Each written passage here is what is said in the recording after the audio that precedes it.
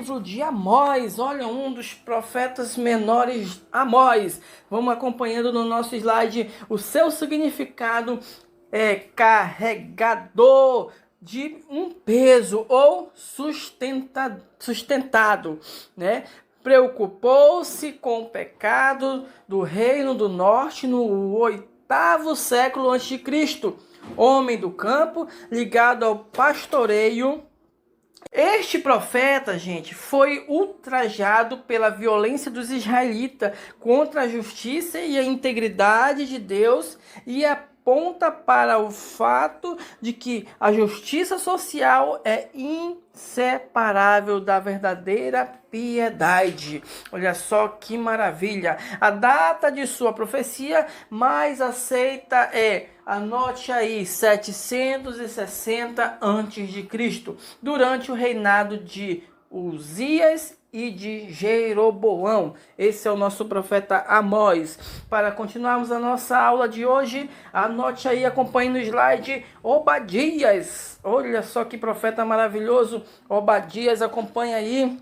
O nome hebraico do livro significa, vamos grifar, servo do Senhor. A data do livro está em conexão com a calamidade descrita nos versos 10 e 14. Se for a destruição de Jerusalém, é posterior a 583 a.C., grifando aí para você 583 a.C. Para você complementar nossa aula, foi escrito para registrar uma profecia contra os edomitas, que não julgaram os judeus na luta contra Nabucodonosor e ainda festejavam suas derrotas. O juízo do Senhor destruirá Edom por causa disso.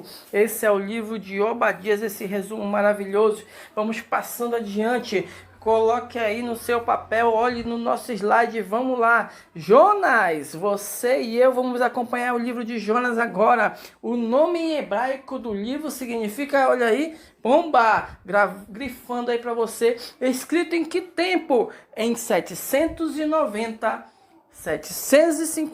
antes de Cristo.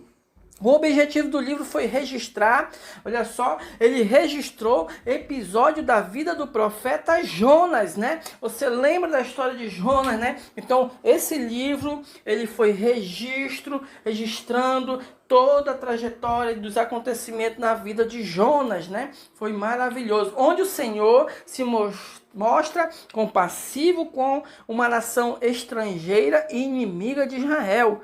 O tema do livro, você vai anotando aí, você anote o tema do livro, é o amor todo inclusivo de Deus pelo mundo. No sentido de amor redentor, né? O Senhor, ele ama a todos. Então essa é a questão do livro de Jonas. A lição do livro, ela é o quê? Mostra que Deus pode salvar milhares de pessoas através de nós, né? Através de mim e de você, Deus pode salvar milhares de pessoas, né? Então se coloque na posição que Deus quer. Assim como Jonas, ele tentou fugir de Deus, mas não deu certo. O Senhor pegou, o Senhor colocou de novo na posição e salvou muitas e muitas pessoas na cidade que ele foi. Pronto, esse é o livro de Jonas. Vamos passando adiante no livro de Miqueias. Anote, acompanhe no nosso slide. O significado em hebraico do nome é: quem é o Senhor? Quem é o Senhor? Durante o reinado de Jotão, né? Acais e Ezequias. Miqueias, esse profeta, ele fez, aleluia, profetizou durante o reinado de Jotão, Acais e Ezequias em Judá. O tempo de mais ou menos 735 a 700 anos antes de Cristo, né? Complementando a nossa aula de hoje, o seu objetivo foi o quê? Qual foi o objetivo? Registrar as profecias sobre o cativeiro que viria sobre Samaria e sobre Jerusalém. A mensagem de Miqueias, olha só que mensagem, em conexão com a de Amós, é uma severa condenação dos ricos e poderosos que oprimem os pobres e fracos. Também cuidavam do povo. Esse é Miqueias. Vamos continuando aqui a nossa aula de hoje. Nosso próximo profeta é Naum. O significado do seu nome é consolação. Anote aí, vamos grifar consolação. Não conhecemos muito sobre o profeta, a não ser que o próprio texto nos fala dele, né? Verso 1. Foi escrito entre os anos 663 a 612 a.C.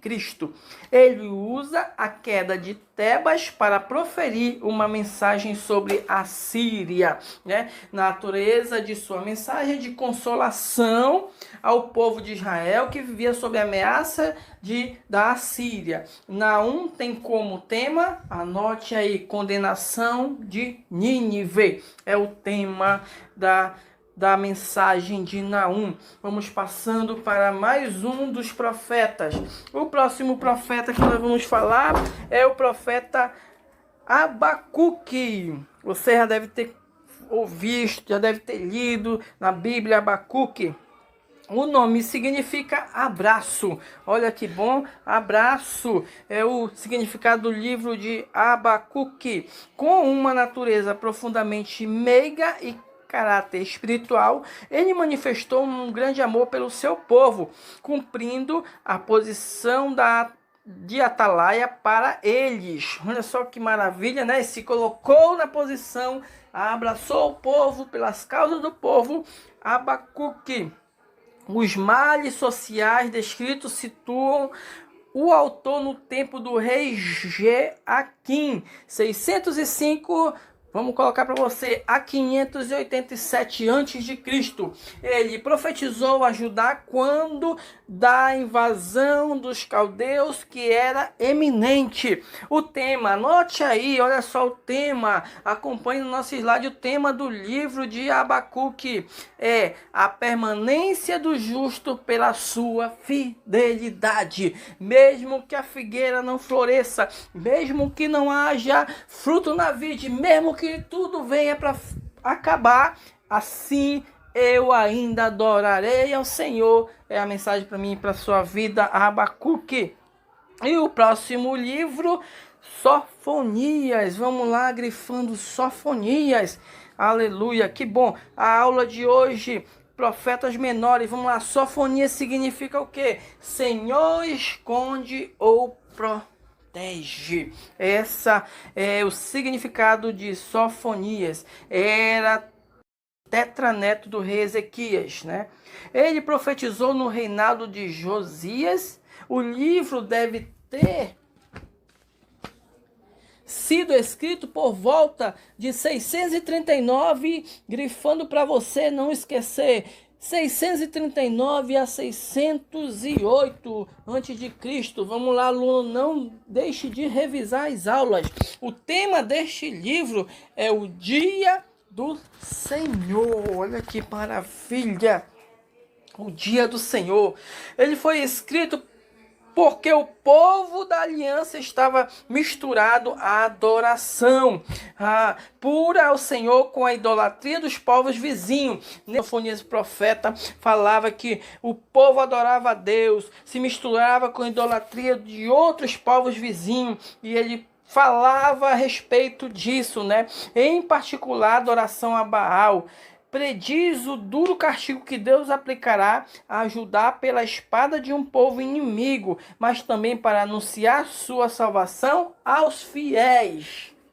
Então, essa mensagem do profeta Sofonias, né? Para adorarmos só o único Deus, poderoso Senhor dos exércitos. Da nossa aula, vamos falar do livro de Ageu. O nome significa festivo. Vamos grifar para você não esquecer. Estava junto com Zorobabel na primeira leva de repatriados. A data do livro reporta o reinado de Dário em 521 a 456 a.C. O seu ministério foi de repreender os exilados que voltaram. Olha só Por causa de quê? Por causa de sua demora em reconstruir o templo e de incentivá-los ao trabalho, né? Essa época foi muito difícil, trazendo ao povo a esperança de que Deus renovaria as promessas da sua aliança com Israel quando o trouxe de volta do cativeiro da Babilônia.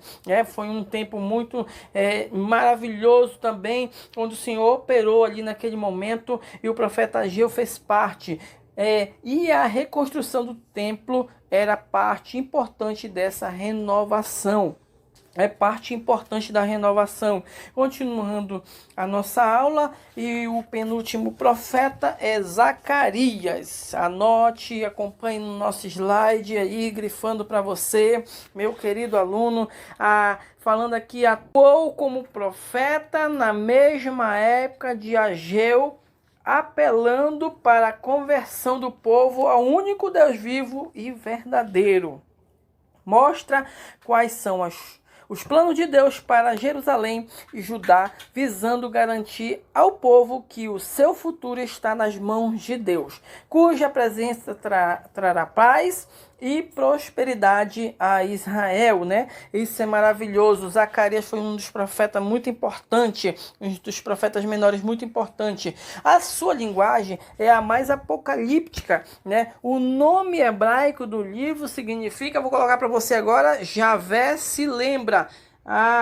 Vou botar para você aí não esquecer. Javé se lembra.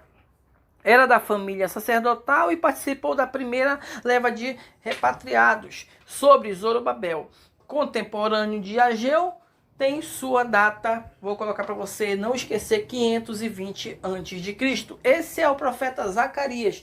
Vamos para o último profeta do Antigo Testamento. Vamos falar sobre Malaquias, né? Um livro muito conhecido nosso. O nome hebraico do livro significa meu mensageiro. Malaquias, o último profeta em Israel, provavelmente foi escrito algum tempo depois de 450 a.C., visto que reflete condições existentes nos dias da segunda chegada de Neemias em Jerusalém, em 432 a 400 a.C., né? Continuando, complementando para você, foi escrito porque o povo estava profanando a aliança nos seus relacionamentos conjugais, sociais e econômicos, para o povo entender a importância e a autoridade da lei na reconstrução da nação e dispor-se a obedecer a Deus, né? Lição extraída desse livro, olha só, uma lição muito importante para mim e para você.